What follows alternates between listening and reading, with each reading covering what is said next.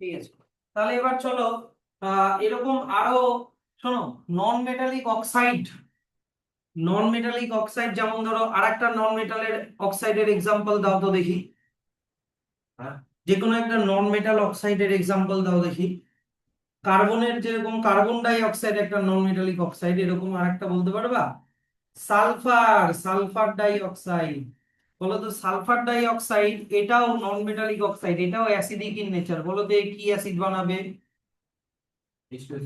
H2SO4, sulphuric acid বানাবে। তো তোমাকে যদি বলে base react with non metallic oxide, এবার নন metallic oxide carbon die oxide না দিয়ে সালফার ডাই অক্সাইড দিল, বেস দিয়ে দিল NaOH,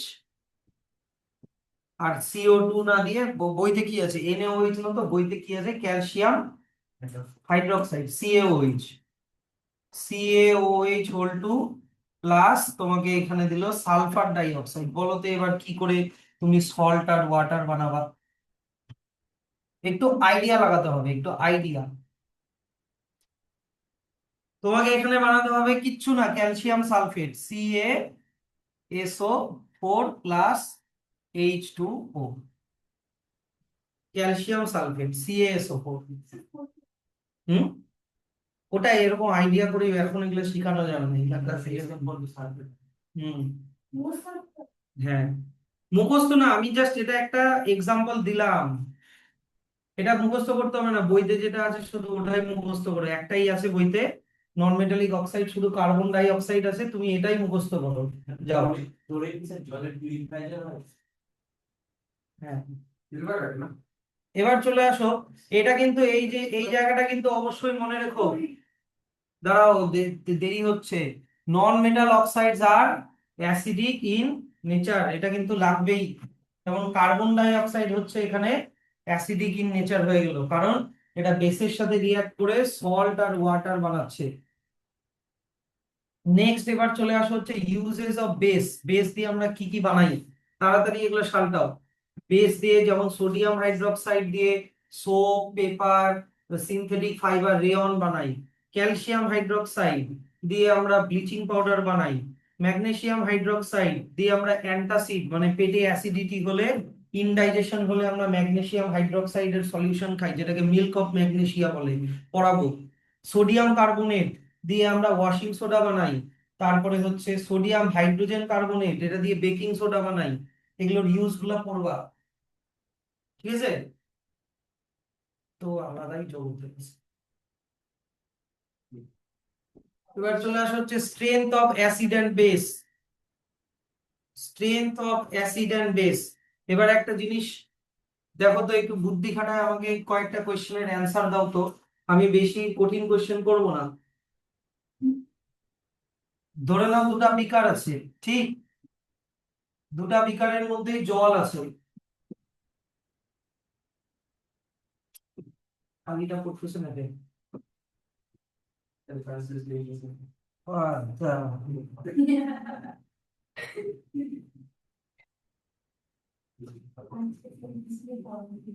কিছুই হচ্ছে না, সব কেমন মানে ল্যাগ হয়ে যাচ্ছে আমার।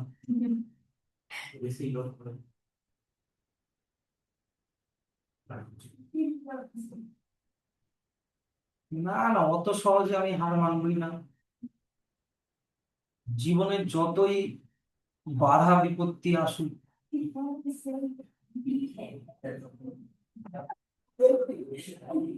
দাঁড়াও দাঁড়াও, ওদেরকেও শেয়ার করি, ওরাও মিটিং এ আছে।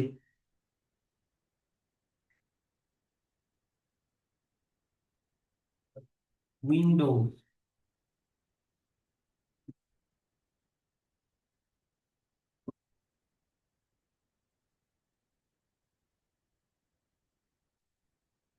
রেকর্ডিং হচ্ছে তো? ও হ্যাঁ, রেকর্ডিং হচ্ছে বাস। এই যে রেকর্ডিংটা তো ফালতু রেকর্ডিং হচ্ছে। সেও পড়বেই না। না না, যার ইচ্ছা থাকবে সে ঠিকই পড়বে। বাবা, কতটা উপরে চলে আসছে ল্যাগ। আচ্ছা, তো দুটা বিকার নিয়েছি, দুটো বিকারের মধ্যেই আমি জল নিলাম। দুটো বিকারের মধ্যেই আমি এই যে দুটো বিকার, একটা বিকার আঁকানো হয়েছে আর একটা বিকার উঠে গেছে।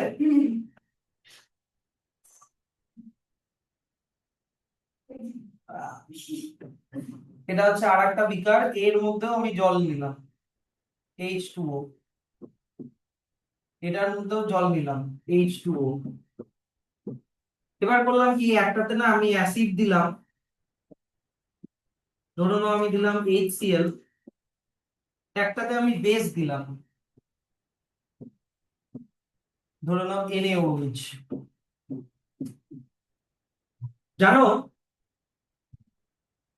তোমার কোয়েশ্চেন জিজ্ঞাসা করবো, HCl কে জলের মধ্যে দিলে কি কি আয়ন হয়ে যাবে? H plus, Cl minus. তুমি জানো তার সাথে সাথে ওয়াটারও আয়োনাইজড হয়ে যায়। ওয়াটার আয়োনাইজড হয়ে যাওয়া মানে H প্লাস OH মাইনাস, এটা হয়ে যায়। ইয়েস, তুমি একটু আগে কি শিখলা? NaOH plus HCl, base plus acid, কিভাবে ওয়াটার তৈরি হয়? NaOH এর OH মাইনাস আর HCl এর H প্লাস, বুঝলা? তাহলে H প্লাস OH মাইনাস মিলে কি তৈরি হচ্ছিল? H2O, একটু আগে শিখালাম না? তাহলে আমি বলতে পারি যে H2O এর মধ্যে H plus OH minus ion আছে, থাকি না?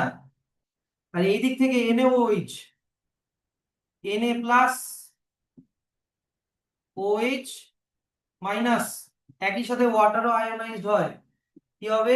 H plus OH minus. এবার হিসাব দিয়ে বুঝাই, মনে করো এখানে 100টা ওয়াটার ছিল, এখানেও 100টা ওয়াটার ছিল, তাহলে এখানে 100টা হাইড্রোজেন আয়ন তৈরি হলো, 100টা OH মাইনাস তৈরি হলো, এখানেও 100টা হাইড্রোজেন আয়ন তৈরি হলো, 100টা হাইড্রোক্সাইড আয়ন তৈরি হলো। এবার দিলা তুমি মনে করো অ্যাসিড, মনে করো 50টা অ্যাসিড দিলা, 50টা HCl, তাহলে 50টা H প্লাস, 50টা Cl মাইনাস। আর এখানে তুমি 50টা বেস দিলা, তাহলে 50টা Na প্লাস, 50টা OH মাইনাস। এবার আমাকে বলো, এখানে H প্লাস টোটাল কতগুলো হলো? 100 প্লাস 50 কত হয়ে গেল? 150টা H প্লাস হয়ে গেল। আর OH মাইনাস কটা থাকলো? 100টা থাকলো। তাহলে হাইড্রোজেন আয়ন বেড়ে গেল, হাইড্রোজেন আয়ন বেড়ে গেল, মানে জলটা অ্যাসিডিক হয়ে গেল, জলটা অ্যাসিডিক হয়ে গেল। আর এখানে OH মাইনাস কতগুলো হয়ে গেল দেখো তো, টোটাল 100 প্লাস 50 কটা হয়ে গেল? 150টা OH মাইনাস হয়ে গেল। আর হাইড্রোজেন কটা থাকলো? হাইড্রোজেন আয়ন কটা থাকলো? 100টাই থাকলো। তাহলে এখানে OH মাইনাস, হাইড্রোজেনের থেকে OH মাইনাস বেড়ে যাওয়াতে এটা বেসিক হয়ে গেল। এবার এটা বলার মানেটা এটাই, বোঝো এবার, অ্যাসিড দিলে হাইড্রোজেন আয়ন বাড়বে, ঠিক আছে, তার মানে এই না যে OH মাইনাস নেই। আবার বেস দিলে OH মাইনাস বেড়ে যাবে, তার মানে এই না যে হাইড্রোজেন আয়ন নেই। কথাটা বুঝলাম? অ্যাসিড দিলে H প্লাস আয়নও হয়, OH মাইনাস আয়নও হয়, বেস দিলেও H প্লাস আয়নও হয়, OH মাইনাস আয়নও হয়। কিন্তু কি বুঝলাম কেসটা, যে অ্যাসিড দিলে H প্লাস আয়নের অ্যামাউন্ট OH মাইনাসের থেকে বেশি, আর বেস দিলে OH মাইনাসের অ্যামাউন্ট হাইড্রোজেন আয়নের থেকে বেশি হয়ে যায়। কিন্তু দুটাই প্রেজেন্ট থাকবে, H প্লাসও থাকবে, OH মাইনাসও থাকবে, H প্লাসও থাকবে, OH মাইনাসও থাকবে। কিন্তু H প্লাস আয়ন বেশি হয়ে যাওয়াতে অ্যাসিডিক, OH মাইনাস আয়ন বেশি হয়ে যাওয়াতে বেসিক হয়ে গেল। তো এই এক্সপ্লেনেশনটা এখানে লেখা আছে। ধরে নাও in pure water the concentration of hydrogen ion and hydroxide ion are equal. H2O, hydrogen ion মানে এটাকে ভাঙলে কি হবে?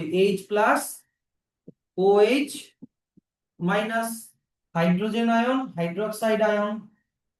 তো যদি আমার কাছে 100টা এই ওয়াটার মলিকিউল থাকে, তাহলে 100টা হাইড্রোজেন আয়ন আর 100টা OH মাইনাস আয়ন হবে।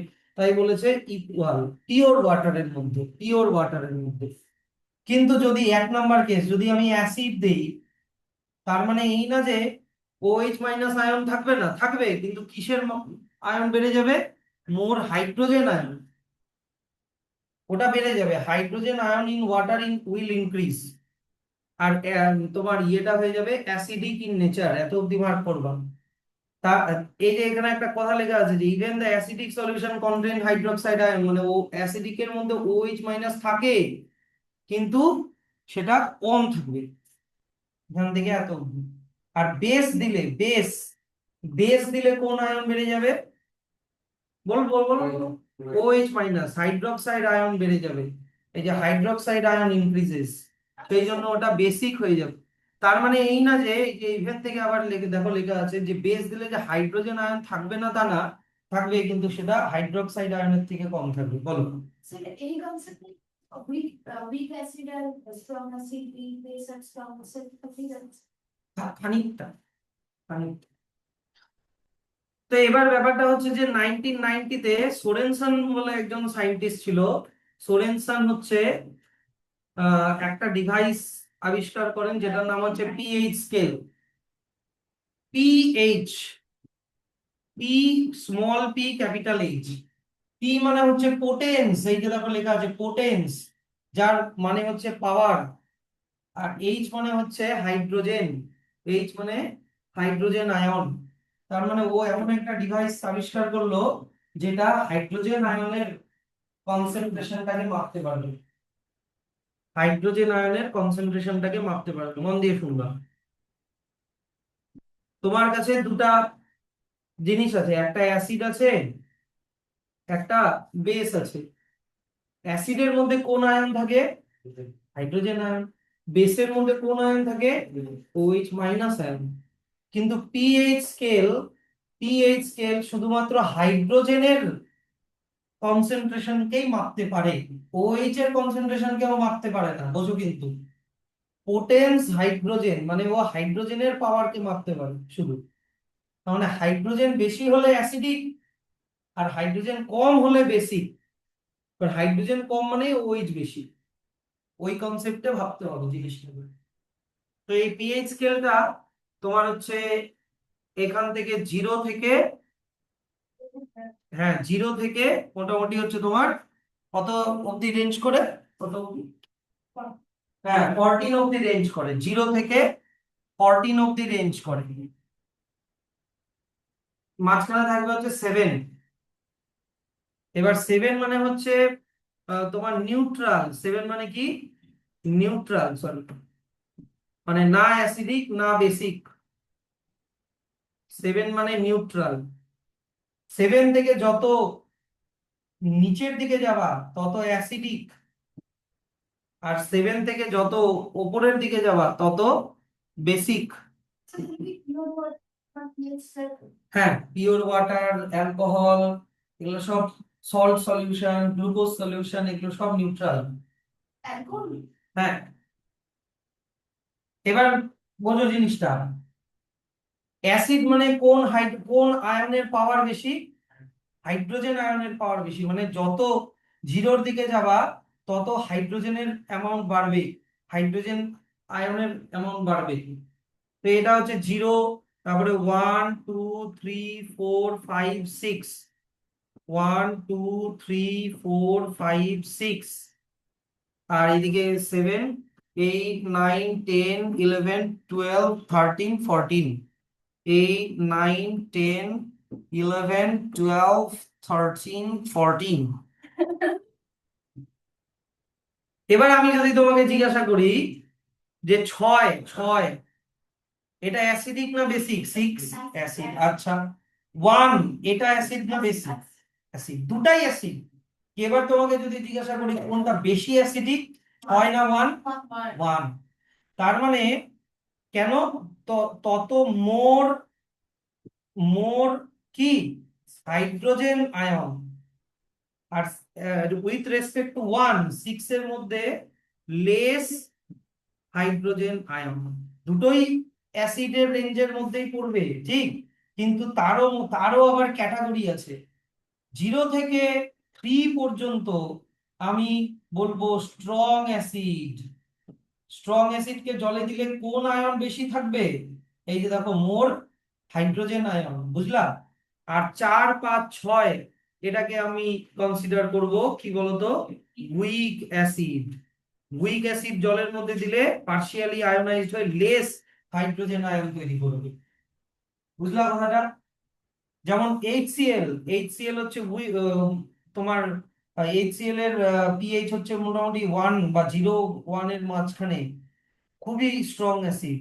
অন্যদিকে অ্যাসিটিক অ্যাসিড CH3COOH, এটা হচ্ছে তোমার কত হয় মনে হয়, 5 কি 6 কি হয় মনে হয়, তো এটা উইক অ্যাসিড। আচ্ছা, এইবার হাইড্রোজেন আয়ন, এইখানে থাকবে হচ্ছে মোর হাইড্রোজেন আয়ন। কিন্তু 7 থেকে যখনই আবার এই দিকে যাওয়া শুরু করব, 7 থেকে যখনই এই দিকে যাওয়া শুরু করব, তখন হাইড্রোজেন আয়ন কি হবে, লেস হাইড্রোজেন আয়ন। এবার পিএইচ স্কেলটা তো শুধু হাইড্রোজেন আয়নকে মাপতে পারে, ওএইচ কে মাপতে পারে না। তা কিন্তু আমরা বলতে পারবো লেস হাইড্রোজেন আয়ন মানেই আমি বলতে পারি more hydroxide ion. Yes or no? বলতেই পারি। তার মানে 7 যখন এইদিকে পার করলো তখন হাইড্রোক্সাইড আয়ন বাড়তো, মানে H+ আয়ন কম মানেই হাইড্রোক্সাইড আয়ন বেশি। তো এবার আমাকে বলো, আমি বললাম একটা বেস আছে 8 আর একটা বেস আছে মনে করো 14, কোনটা স্ট্রং বেস হবে, 8 না 14? স্ট্রং। তার মানে এইটাতে কেন বলো তো, কারণ এখানে মোর কি থাকবে, OH- আয়ন থাকবে, তাই এটা হচ্ছে স্ট্রং বেস হবে। আর 8টাতে ওটা তো OH- আয়ন থাকবে, কিন্তু ওখানে লেস OH- আয়ন থাকবে, তার মানে ওটা উইক অ্যাসিড হবে। তো মোটামুটি 8, 9, 10, হ্যাঁ 10 পর্যন্ত হচ্ছে উইক বেস, বুঝলাম? আর এই দিক থেকে 11, 12, 13, 14 হচ্ছে strong base. Strong base NaOH, CaOH whole 2, এগুলো স্ট্রং বেস। স্ট্রং বেস বুঝালাম যে আজকে, যে ওটা কমপ্লিটলি আয়োনাইজড হয়ে বেশি OH- আয়ন দিবে, এই যে মোর OH- আয়ন। উইক বেস, হ্যাঁ উইক বেস একটু কম ইলেকট্রিসিটি কন্ডাক্ট করবে, বাল্বটা ডিমলি জ্বলবে। আচ্ছা, এবার আর একটা লাস্ট এখানে বলে দিই, বেসের ক্ষেত্রে লেস হাইড্রোজেন মানে মোর হাইড্রোক্সাইড আয়ন, তাহলে অ্যাসিডের ক্ষেত্রে মোর হাইড্রোক্সাইড আয়ন মানেই কি বলতো, লেস হাইড্রোক্সাইড আয়ন। মোর হাইড্রোজেন আয়ন মানেই লেস হাইড্রোক্সাইড আয়ন, কারণ আমাকে মনে রাখতে হবে হাইড্রোজেন আয়ন বেশি আছে মানে OH- আয়ন মানে নেই তা না, কিন্তু একটু আগেই বুঝালাম না, ওটাও আছে কিন্তু কম।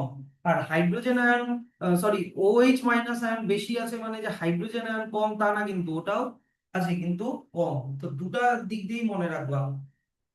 তাহলে এরকম করে সোরেনসন পিএইচ স্কেল একটা আবিষ্কার করেছিল, যেটা হচ্ছে হাইড্রোজেনের কনসেন্ট্রেশনকে মাপতে পারে শুধু, OH- না।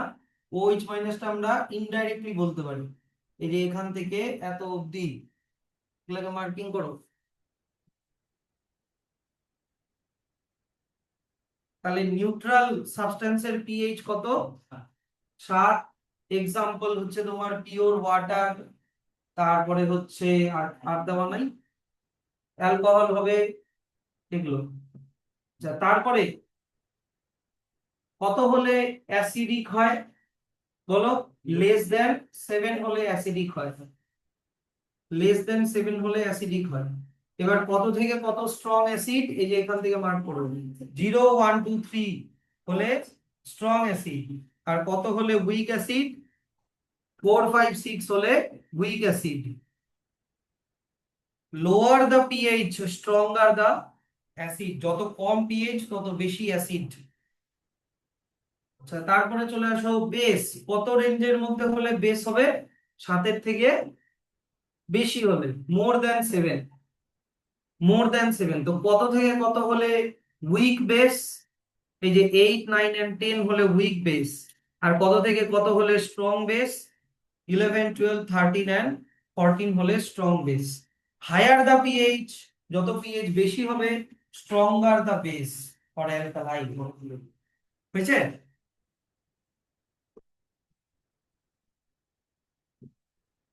তাহলে দেখো এই যে যত পিএইচ কমতে থাকবে হাইড্রোজেন আয়ন বাড়তে থাকবে আর অ্যাসিডের স্ট্রেংথও বাড়তে থাকবে এখান থেকে এত অবধি। আর যত পিএইচ বাড়তে থাকবে হাইড্রোক্সাইড আয়ন বাড়তে থাকবে, তত বেসিক স্ট্রেংথটা বাড়তে থাকবে।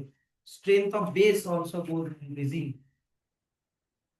এই যে পিএইচ স্কেলটা ভালো করে দেখবা, সবগুলো লেখা দেখবা কিন্তু দেখো এই যে স্ট্রং অ্যাসিড 1 থেকে মানে 0 থেকে 3 এর মধ্যে রেঞ্জ, উইক অ্যাসিড 4 থেকে 6 এর মধ্যে রেঞ্জ, উইক অ্যালকালাই বা উইক বেস 8 থেকে 10 এর মধ্যে রেঞ্জ, তারপরে স্ট্রং বেস 10 থেকে মানে 11 থেকে 14 এর মধ্যে রেঞ্জ।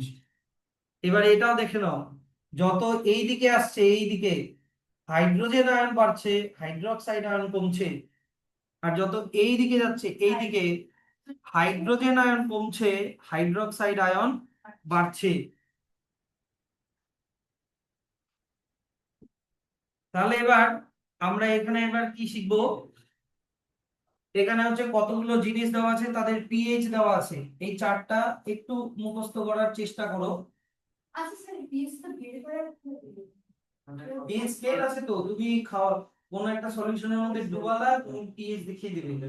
না ওটা তো পুরো প্র্যাকটিক্যাল আছে মানে থিওরি তো আমাদের কি জানা আছে না মানে ও ক্যালকুলেশন তো দিই ক্যালকুলেশন। আচ্ছা দেখো এদিকে দেখো, কনসেন্ট্রেটেড হাইড্রোক্লোরিক অ্যাসিড পিএইচ হচ্ছে 0। বলো এবার এটাকে কি বলবো, strong acid weak acid strong base week base strong acid. তো মোটামুটি দেখো এই যে এখান থেকে এত অবধি এগুলো হচ্ছে স্ট্রং অ্যাসিড 1 2 3 4 দেখো তো 2.5 পর্যন্ত না, এগুলো হচ্ছে স্ট্রং অ্যাসিড, তাই না? আর মোটামুটি এই যে 5 থেকে 9 পর্যন্ত এগুলো হচ্ছে কি উইক অ্যাসিড। দেখো রেঞ্জটা দেখো দেখলেই বুঝতে পারবা, 4.0 4.1 4 থেকে 6 পর্যন্ত উইক অ্যাসিড। তারপরে চলে আসলো পিওর ওয়াটার, পিওর ওয়াটার এটার পিএইচ কত দেওয়া আছে 7। তাহলে এটার তোমার ইয়ে কি নেচার কি অ্যাসিড না বেস না নিউট্রাল, নিউট্রাল। আচ্ছা তারপরে মোটামুটি হচ্ছে তোমার কোথা থেকে 10 পর্যন্ত, এই যে এখান থেকে এত অবধি ধরে নাও, হ্যাঁ 10.5 তো, হ্যাঁ এতটা নিয়ে নাও এতটা। এগুলা কি বলতো উইক, এগুলা কি উইক বেস, 7-এর পর থেকে মানে 10 পর্যন্ত এগুলো উইক বেস, আর 11 থেকে 14 পর্যন্ত এগুলো কি স্ট্রং বেস।